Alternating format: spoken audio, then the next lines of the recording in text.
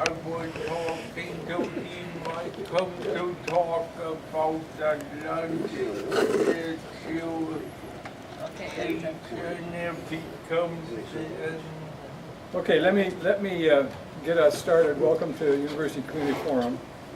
The title for today's presentation is "On the Road with Eleanor Henley: Doing Good Works, Libraries, and Interracial Housing in Lawrence." That sounds absolutely fascinating to me. Let me just give you a little background. I don't know whether I'll do this whole thing here, but Kathryn Tuttle is an Associate Vice Provost Emerita. I didn't know that Provost got emeritus. Oh, yeah. Not all. Interesting. How about that?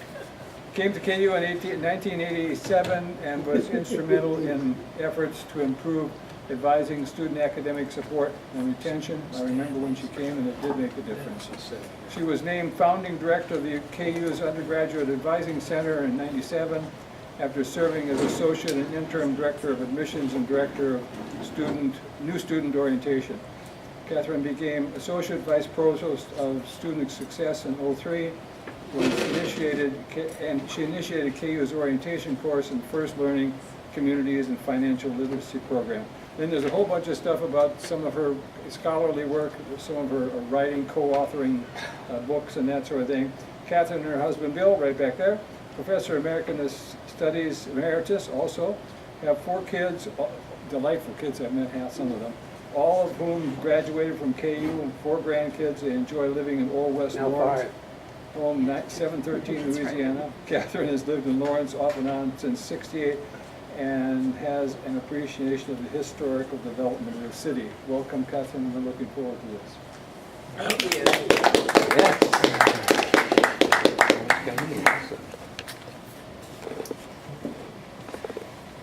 So we have a little technical difficulty today, as you're all hearing, and we're hoping that a projector is on its way. So if you can kind of cozy up, and can you see this screen at all? Some. We hear your voice. That's important. Yeah, because I've got a lot of visuals I want to share with you. So I hope that in a short minute here we'll have, and we'll pause then and get those. And I think somebody will help me get this set up. I think I've got the cords. No, we will. Okay.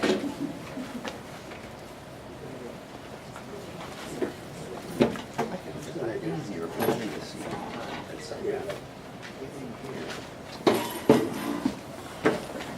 Take your time and pull it into here. You kind of see it? Yeah. All right. Because you're going to have to see the screen here. So put your pull in here and I'll pull this in behind you.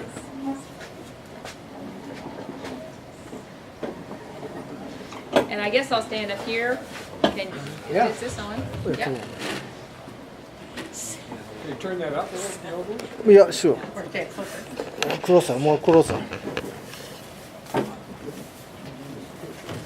Okay, how's that? I don't know if it's doing anything. Yeah, that's better. Okay. Well, welcome, and you may wonder why I'm dressed like this, and this is really a first-person presentation. So I'm coming to you today as Eleanor Henley. And bear with me, I have a lot of photographs I'd like to share, but we may or may not be able to see all those. So I hope we've got the machine coming in. So I'm going to ask you to help get that set, and I'll just kind of talk a little bit so we don't have interruption. This is the cord that needs to be screwed in at the back. Oh, it's good for it. Well, You want me to clear off this part for you? Oh, that'd be great. Or maybe over here.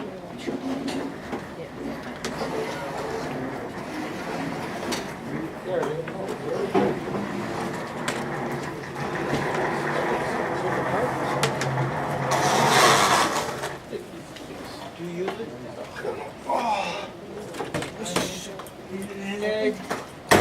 Now I gotta empty it. Wait. I mean, hold on. You said you have to. I do. I've got the just food here by about 12:45. I'm waiting, Catherine. What? he had the board president want to talk a few minutes. He had to be at Judge Food at 12:45. Why don't you go ahead and do that while we're setting this up? Very brief. Topic is lunch. So, I will be happy to provide pizza for you folks.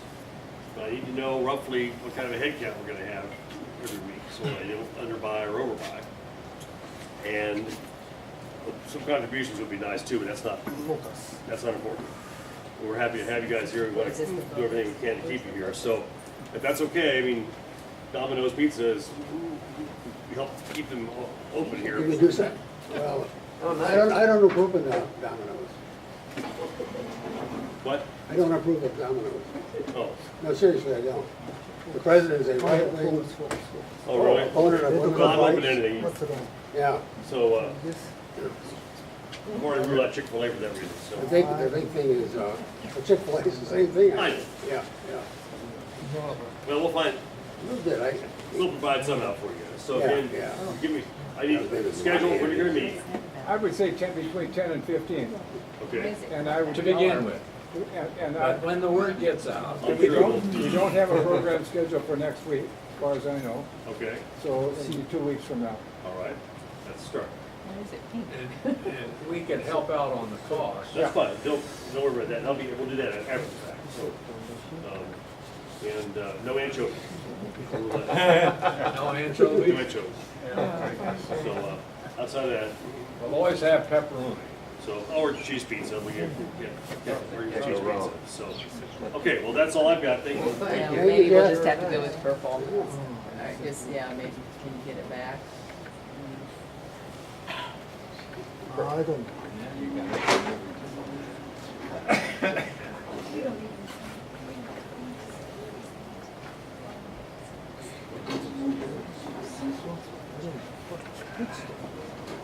I have no idea. It was, I swear. It was working. Okay, it depends. Where'd the paint come from? I don't know. Hey, that's gonna work. Yeah, we can sure read that. Yeah. We can deal with me. I'm not familiar. Okay, here we go. Well, Eleanor would not mind lavender. She was all kinds of interest in color and things like that. So I'm very pleased to speak to you today.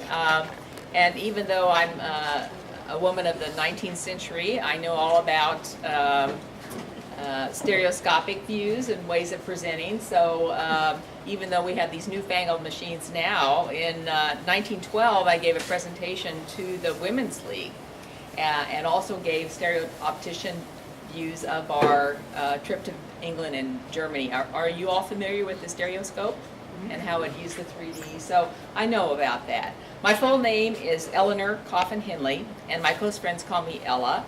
I was born in 1848 on the campus of Guilford College in North Carolina. The college was founded by the Religious Society of Friends, the Quakers, and Quaker values have guided me my entire life. At 6 months, I traveled with my family in a covered wagon to Dunmouth, Indiana, because of our opposition to slavery, and to live in a community settled by friends. In North Carolina, we were surrounded by slavery, but had an intense opposition and hatred of it. Some of you may have heard of my relative, Levi Coffin, a well-known abolitionist who some called the president of the Underground Railroad. And you know about the Underground Railroad here in Lawrence, don't you? And it is said he freed at least 300 slaves. I attended Earlham College, the first coeducational Quaker college in the world, in Richmond, Indiana. And coeducation actually was something important to the University of Kansas as well, as we were the second public university in the country to admit women to the same program of study as men. In 1869, I married a classmate at Earlham, Albert Henley.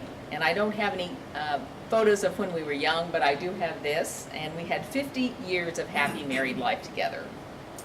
The next year, in 1870, we went to Marshalltown, Iowa, where Albert, a barbed wire machinist, created and patented barbed wire machines. Kansas, this is very important, had just passed laws requiring farmers to fence in their fields.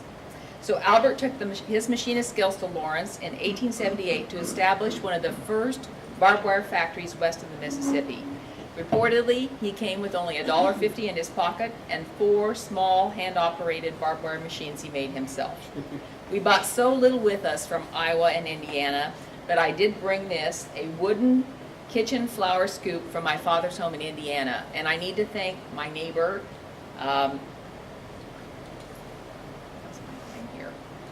Sally Postma, for saving this for me. You know, Lawrence was really a small town when we moved here, with fewer than 8,500 people and only 11,000 by the turn of the century. When I left Lawrence in 1938, we had only grown to about 14,000. And as this photograph shows, it was certainly rustic in those days.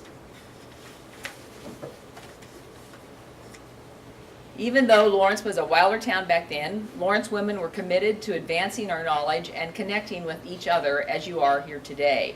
I was a member of the No Name Club, founded in 1876, and you can see me here as a much younger woman. I'm in the back row, the third from the right, and I think I was standing on something because I'm actually quite short, but I know that's her. The face is hers.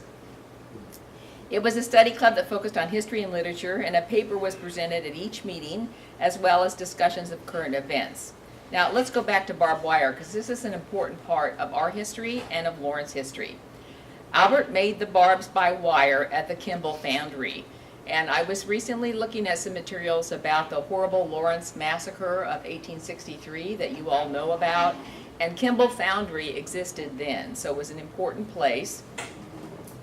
And I put the wire on by hand in the old stone horse streetcar. Lawrence used to have streetcars that were powered by horses, and that's where we had it. It was near the bridge, and I stretched the wire out. My husband would stretch the wire out by 100 feet to a shed where it was painted, dried, and spooled. Now, I do have information that I wrote about the history of the barbed wire factory, so I'd like to read that to you because it shows you something about my writing style. When I saw a load of barbed wire going through the street, I thought, there goes some jam on my bread and butter. We had come to Lawrence for a temporary stay, leaving the heavier household things in Marshalltown. Our substitute cook stove was a little flat 3-burner oil stove on a goods box. The walls of the little kitchen were of solid brick, and the frost came through and obscured the pattern of the wallpaper and stood out on it like moss. The chilliness was annoying, and there was just going to be some decided remarks about it made to the man when he came home that evening. But he came home full of enthusiasm with the cheery news that he had an order, a real order of barbed wire, the very first one. Nothing was said about the discomfort of the cold. Business was picking up. The future looked bright. It had taken all the money we could scrape together to start the little business, and we were strangers here and did not want to ask for credit at the grocery store, so sometimes there was scant picking. One day, Mr. H. was informed that we would be having mush and milk for supper. And the dear man said he always did like mush and milk. At one time in those skimpy years, he was owing the bank $350 with nothing in sight to meet the note, and it was due that day. Wouldn't you know it, a farmer came in that day, and farmers do not always have cash in buying, and paid $350 exactly for some wire. Mr. H. said he did not run to reach the bank before the closing, but he ambled briskly up this town to celebrate, and in a perfectly that way. In earlier years, when the business had attained a certain degree of prosperity, I went uptown to celebrate, and in a perfectly reckless manner, bought a black Spanish lace scarf. It had been priced at $6, but it was reduced to $2, and as it had come within my price range, I took it and berated myself all the way home for doing so, saying that I could not have done without. In 1882, Mr. H. had 9 machines and produced 10,000 pounds of barbed wire daily. His wire was the celebrated Owl brand, the Henley 4-pointed steel barb. This led to 3 other barbed wire factories being built in Lawrence, and we became the barbed wire capital of the world. In 1883, they joined to form, and here's a little story about the Consolidated Barbed Wire Company with Albert as president. Within 5 years, it was the largest employer in Kansas. with 375 employees, including some key women employees like Bessie Myers. They built a new building in 1884, powered by electricity generated by the Bowerstock Dam on the Kansas River. My husband was known as an excellent employer who gave, quote, the best wages that any class of laborers received in the West. As the Topeka Journal said, and I quote, Mr. Henley has made money and he has been liberal with it. And he said that he said this when he was giving a presentation on unions to the Saturday Night Club, which was kind of the men's equivalent of the No Name Club in a way. And you might recognize some of the members of this club, pretty famous. Do you notice the gentleman on the far right? You know who that is? Naismith. That's Naismith. The gentleman here, I don't know if this pointer works or not, is E.H. Bailey. Oh, yeah. And Bailey Hall, Rock Shock Chant. And this is Mr. Henley. And I gave this a talk to the Presbyterian Church on this, and something I've learned is, and I need to look at this further, is many of the members of the Saturday Night Club were members of the Presbyterian Church. So you have bragging rights all over Lawrence. I guess so. So here's what he said about unions at this club. I favor the union demands for higher wages. The product of industry in this country is sufficient to give all connected with it the conditions of comfort and well-being. The tendency of business to make a few very rich and the masses very poor is a condition equally harmful for both classes. I wish Mr. Henley would be here today. We had advertisements in many papers, like this one. It was the most common sense everyday wire made and sold more largely in Kansas than all other kinds together. By 1890, they were producing 30 tons of barbed wire a day, and barbed wire fencing was going throughout the West. They built a new factory in 1892. It's now called Abe and Jake's, but I think it should have been called Henley's, don't you? The new drawing mill was 100 by 140 feet and made of local brick. The roof was supported by iron trusses that left the factory there unobstructed by the supporting columns. And these trusses have held up very well over the years, haven't they? And unfortunately, U.S. Steel and Wire Company cornered the market on steel rods, and Albert was forced to sell in 1898. That became U.S. Steel, incidentally. Albert then became president of the American Cement Plaster Company and established 8 factories with 1,000 employees across the region. In 1906, he built this large office building at New Hampshire and Winthrop. Do you know what Winthrop is? 7th Street. Oh, thank you. And you recognize this building? Oh, sure. Sure.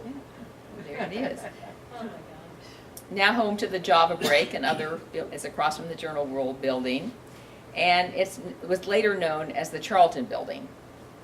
Local architect William Thomas Wellman, who also designed the Sigma Nu fraternity, the original home of Governor Stubbs, designed this building and added a beautiful stained glass skylight that many of you probably don't know is still there. Right. So step in the building next time and see the rotunda. It features Kansas sunflowers. Albert was an ardent Republican, which was different then than it is now, and was elected mayor of Lawrence in 1888 and later served 2 terms in 1896 and 98 in the Kansas House of Representatives. In 1900, he was elected to 1 term in the Senate. He was lauded by the paper in 1904. He was fair to all, and he had upstanding reputation throughout the state. He is a plain, everyday man who is ready and willing always to talk to every man, white or black, rich or poor. He is a good man and a good legislator and is worthy in every way. When he died on October 29th, 1919, the day after celebrating his 74th birthday, he had a fortune of $1 million, which would be about $14.5 million in today's dollars. Now, Albert and I had 3 sons: Walter, born in 1872 in Iowa, Roy in 79, and Warren in 1882, both born in Lawrence. Unfortunately, I have no photos of them in those age, but this gives you an idea of the 3 boys. But we experienced a great tragedy.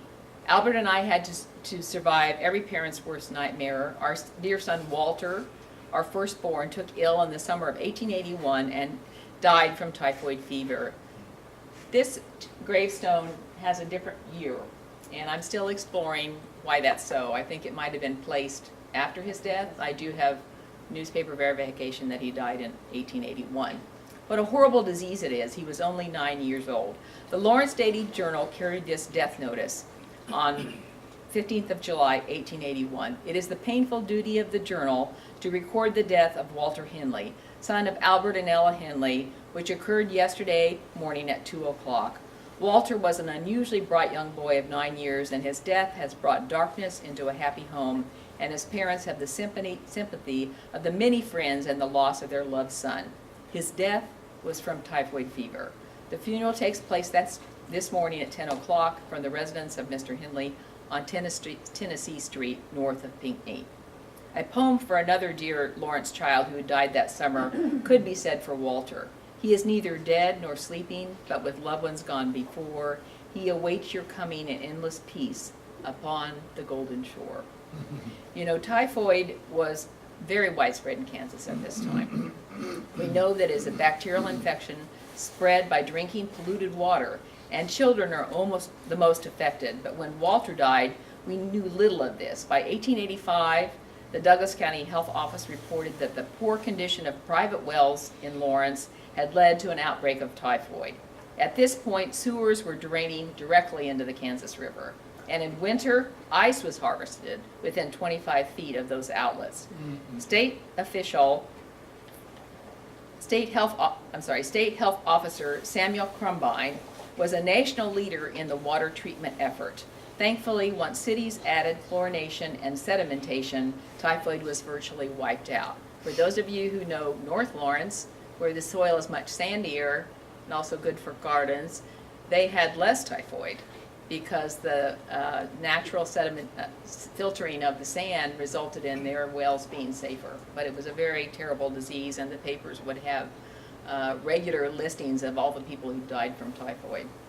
After Walter's death, a great distraction for me was the building of our new Queen Anne home at 713 Louisiana in 1884.